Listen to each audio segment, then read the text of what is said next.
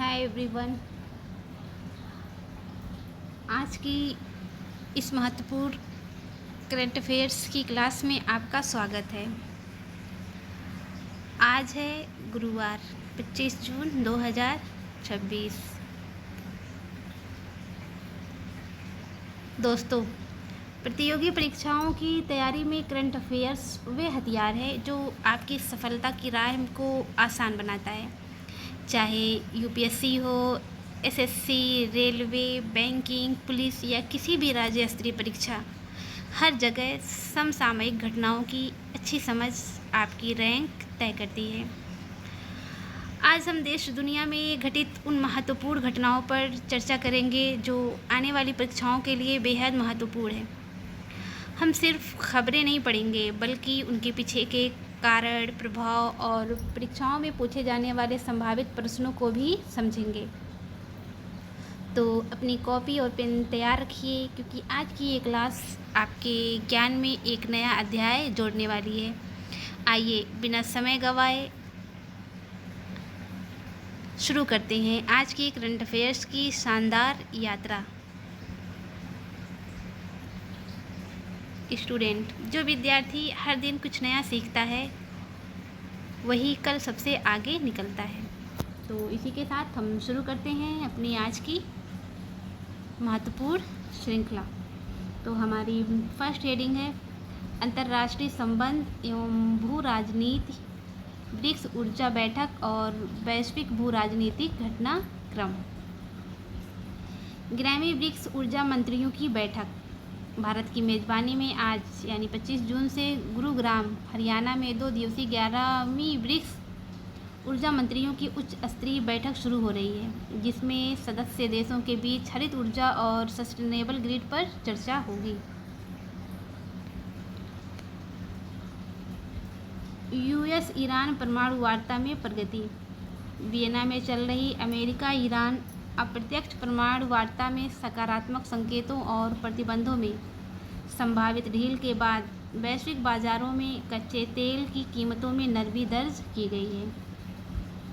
Next है संयुक्त राष्ट्र सुरक्षा परिषद सत्र यूएनएससी के विशेष सत्र में समुद्री सुरक्षा और साइबर खतरों से निपटने के लिए भारत द्वारा प्रस्तावित वैश्विक रूपरेखा ग्लोबल फ्रेमवर्क पर सदस्य देशों ने सहमति जताई है।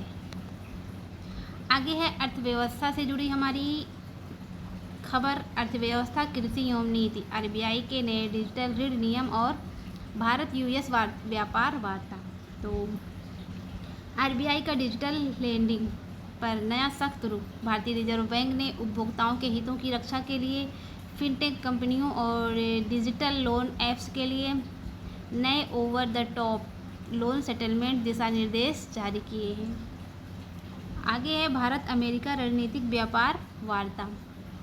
अमेरिकी व्यापार प्रतिनिधिमंडल आज नई दिल्ली पहुंच रहा है, जहां केंद्रीय वाणिज्य और उद्योग मंत्री पीयूष गोयल के साथ सेमी कंडक्टर सप्लाई चेन और क्रिटिकल मिनरल्स के आयात निर्यात पर द्विपक्षीय समझौता होने की उम्मीद है।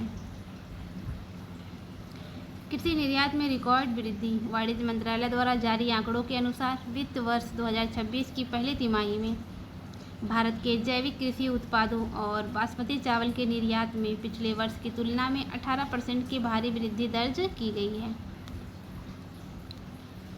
नेक्स्ट है सुरक्षा, गवर्नेंस एवं पर्यावरण। रेलवे का कवच 2 सिस्टम और डिजिटल पुलिसिंग पहल। सुरक्षा में कवच 2 का राष्ट्रव्यापी विस्तार। रेल मंत्रालय ने डेंस नेटवर्क रूटों पर स्वदेशी स्वचालित ट्रेन सुरक्षा प्रणाली कवच के अपग्रेड वर्जन कवच 2 को तेजी से तैनात करने के लिए 1200 करोड़ रुपए के नए टेंडर को मंजूरी दी है। नेक्स्ट है गृह मंत्रालय की डिजिटल पुलिसिंग पहल। केंद्रीय गृह मंत्री ने नेशनल क्राइम रिकॉर्ड्स ब्यूरो द्वारा विकसित क्रिमिनल ट्रैकिंग नेटवर्क के तहत अंतःप्रचालनीय आपराधिक न्याय प्रणाली के नए अपग्रेड को पूरे देश में लागू करने के निर्देश दिए हैं। नेक्स्ट है ग्लोबल वार्मिंग और मानसून ट्रैकिंग। भारतीय मौसम विज्ञान विभाग ने अल नीनो के कमज़ोर होने और ला नीना के सक्रिय होने के बाद उत्तर और मध्य भारत में इस सप्ताह सामान्य से अधिक भारी मानसून बारिश का अलर्ट जारी किया है। आगे है स्टैटिक जीके, महत्वपूर्ण ऐतिहासिक व भौगोलिक तथ्य। ब्रिक्स संगठन वर्ष 2006 में ब्राज़ील, रूस, भारत, चीन के रूप में गठित इस समूह में 2010 में दक्षिण अफ्रीका शामिल हुआ। हालिया विस्तार 2024 और उसके बाद के मिस्र, इथियोपिया, ईरान और यूएई इसके पूर्णकालिक सदस्य बन चुके हैं। कवच तकनीक क्या है देखते हैं। यह अनुसंधान, डिजाइन और मानक संगठन द्वारा विकसित भारत की अपनी SIL-4 प्रमाणित स्वचालित ट्रेन सुरक्षा प्रणाली है, जो दो ट्रेनों के बीच आमने सामने की टक्कर को रोकने के लिए ब्रेक को स्वचालित रूप से सक्रिय करती है। वर्ड ऑफ द डे है आज का कि क्रिटिकल मिनरल्स, क्रांतिक खनिज या महत्वपूर्ण खनिज। तो क्या है इसकी शब्दावली, प्रशासनिक या भू राजनीतिक उपयोग में इसको कैसे इस्तेमाल करते हैं। तो भारत और अमेरिका के बीच आगामी व्यापार समझौते में लिथियम और कोबाल्ट जैसे क्रिटिकल मिनरल्स की निर्बाध आपूर्ति पर विशेष ध्यान दिया जाएगा। और इंटरऑपरेबल, अंतःपरिचालनीय या परस्पर परिचालन योग्य।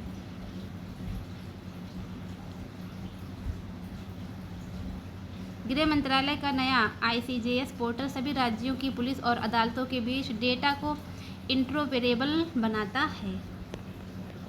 और है अब देख लेते हैं त्वरित परीक्षण जून 2026 का। 25 जून 2026 से भारत के किस शहर में 11वीं ब्रिक्स ऊर्जा मंत्रियों की बैठक शुरू हो रही है। तो उसका उत्तर है गुरुग्राम, हरियाणा में। सेकेंड है भारतीय रेलवे द्वारा ट्रेनों की टक्कर रोकने के लिए स्वदेशी रूप से विकसित सुरक्षा प्रणाली का अपग्रेड वर्जन कौन सा है। तो इसका सही उत्तर है कवच 2। नेक्स्ट है कि हाल ही में किस वैश्विक वित्तीय नियामक संस्था ने भारत में डिजिटल लेंडिंग के लिए नए उपभोक्ता संरक्षण नियम जारी किए। तो इसका सही उत्तर होगा भारतीय रिजर्व बैंक। ब्रिक्स संगठन में मूल रूप से शामिल 4 देशों के अलावा हाल ही में शामिल होने वाले किन्हीं 2 देशों के नाम क्या हैं। मिस्र, इथियोपिया, ईरान या यूएई, कोई भी 2। आगे है क्वेश्चन 5। तो मौसम विभाग के अनुसार मानसून को मजबूत करने और भारी बारिश के लिए कौन सी महासागरीय घटना जिम्मेदार है। तो इसका उत्तर है ला नीना। तो दोस्तों ये रहा हमारा आज का करंट अफेयर्स। कल फिर मिलेंगे कुछ और इम्पोर्टेंट न्यूज़ के साथ। आज के लिए बस इतना ही। धन्यवाद।